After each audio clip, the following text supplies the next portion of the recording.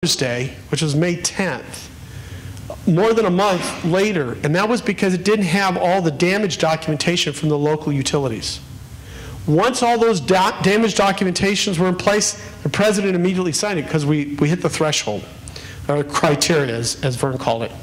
Also, public information, those were other elements and reasons for that coordination. The reimbursement process, this is what I was getting into, is that ours says you may charge for reimbursement. That may allows that flexibility to not charge the whole thing, charge something, not charge at all. But again, once you give something free, it's always free according to FEMA. So you've got to pay attention to that as part of the process.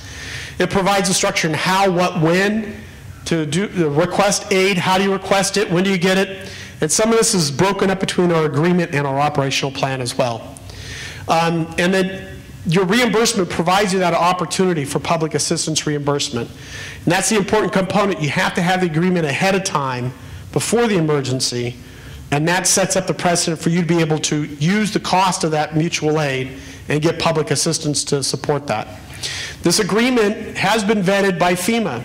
It sits on the National Incident Management System Integration Center as a best practice for public-private partnership, as well as the use of public assistance and appropriate contractual arrangement.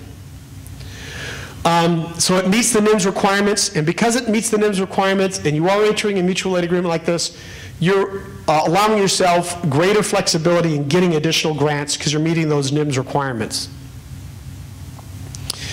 And then you get to avoid, when you have a good agreement in place, you avoid the potential aftermath that this beaver didn't quite understand.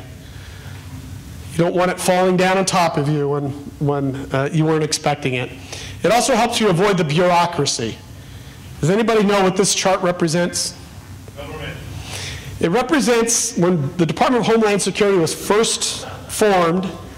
These are all the Senate committees that they had to report to. And here's all the congressional committees they had to report to. Talk about some bureaucracy that they had to manage. And of course, John already stole my slide. That's okay. We've done so many presentations together. Reimbursement can be your second disaster if you're not ready for it ahead of time. And there's a lot of details to sort through. Just be careful of what you're getting involved with. But if you think about the details ahead of time, you don't have this tangled mess at the end. I do appreciate your time. I know I've got a little bit long, but I still left you enough time, Mike, to get on to the next subject. Any questions? I can see how this would be beneficial in a state situation.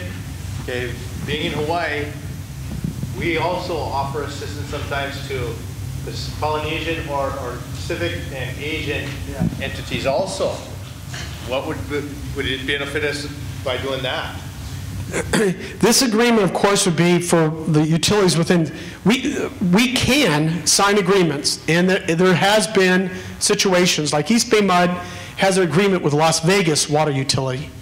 It has an agreement with LA, so they have independent agreements. So for those who didn't hear the question, obviously there's other Polynesian locations that you can respond and provide aid to. There's nothing says that you can't use that same agreement before you send the aid over there to make sure, hey, here's an agreement we're using in Hawaii. Would you mind signing this because we want to have liability protection and all that, and it has a statement for reimbursement there, and you can file for reimbursement that way. There's nothing that says you can't do that. Does that answer your question? Yeah. So you can extend that beyond. They just wouldn't be part of the Hawaii thing because there's obviously other additional laws that they have to consider in that case. Does that make sense? Yes, thank you. Other questions? Yes? When you were at East Bay Mud and you guys sent your crews down there, I'm sure that was just a small fraction of your resources available at East Bay Mud. For a small utility, you said a few crews, maybe a great burden on that utility. That's an excellent question. I'm glad you brought it up. I did not get purposely into it. The question is, you know, as East Bay Mud, there's 2,000 employees total. There's many field service crews that we could afford to send down there. That's why we could send a contingent down like that. Not all utilities have that ability because of their size, et cetera. The American Water Works Association spent quite a bit of time putting together a resource typing manual. And it's a very valuable document because it talks about the various types of crews you can pull together, the pieces of equipment you would need, etc.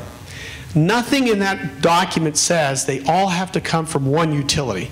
So if you can spare one person, Jim can spare another person, and Bob can spare another person, that's a team right there. And those resources can be combined together. There's nothing that says you have to deploy an entire team. Does that make sense? So you can share upon the demands, whatever the impact of that emergency is, and you can pool together the resources from an unaffected area from multiple utilities to respond to that. As long as the independent person, so your employee and Jim's employee, they've got to take care of their own timesheets. They got to take care of, does that make sense? So at the end of the day, they have to account that I'm paying you for your employee and I'm paying Jim for his employee. So that's about the only thing that you really have to pay attention to. Does that make sense? Does that answer your question? I guess is what I want to know too. Is there anything in the agreement, in the water agreements, to that exact? There's nothing in the agreement that says you have to deploy a whole team. It says you send what you can.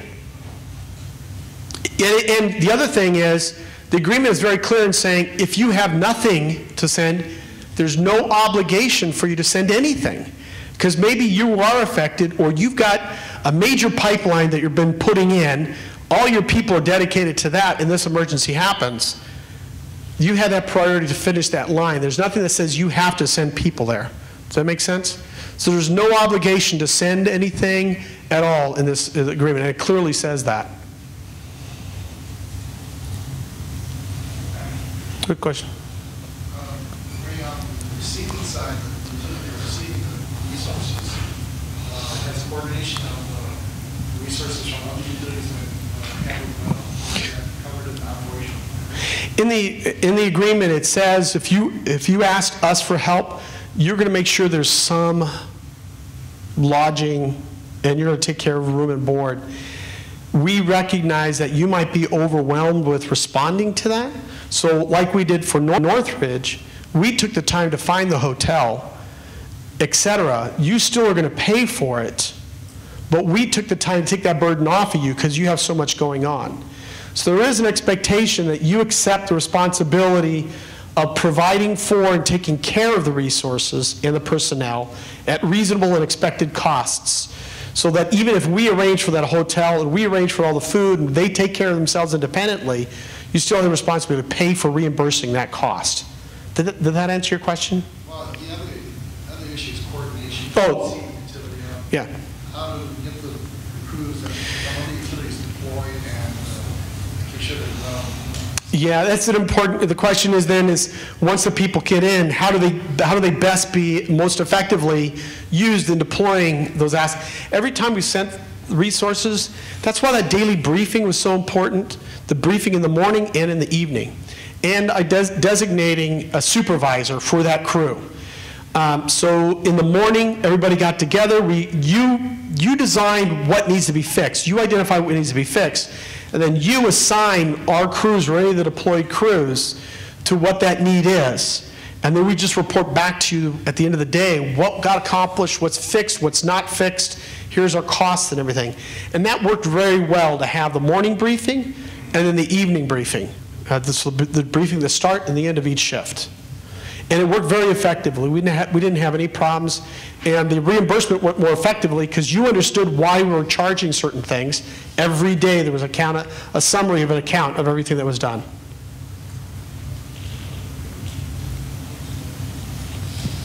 Other questions? Okay. I think we're going to hold everyone captive for a few more minutes and get set up for Mike so he can give the status report. On the Hawaii WARN program and where it is, I swear San Ramon has a fountain of youth because Ray, the grandpa of WARN, is moving awfully quick and still with a lot of energy.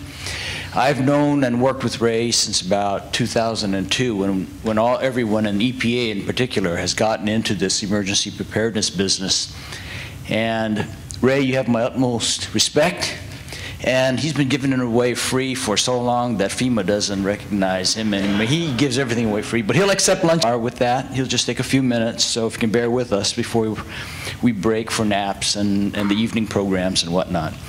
So Mike is the engineering section supervisor of the Safe Drinking Water branch at the Hawaii Department of Health. And his section does the following kinds of things. It encompasses rulemaking, the drinking water regs for the state, evaluation and approval of new drinking water sources and water systems. They do capacity evaluations of new water systems. They do cross-connection and backflow, prevention program oversight, sanitary survey programs, and the drinking water state revolving loan fund. And now they also do emergency preparedness. And Michael has over 28 years of experience in the fields of civil engineering and environmental engineering, both in the private sector and the public sector. So, Mike? Whoa, thank you. This late in the day, too, thank you.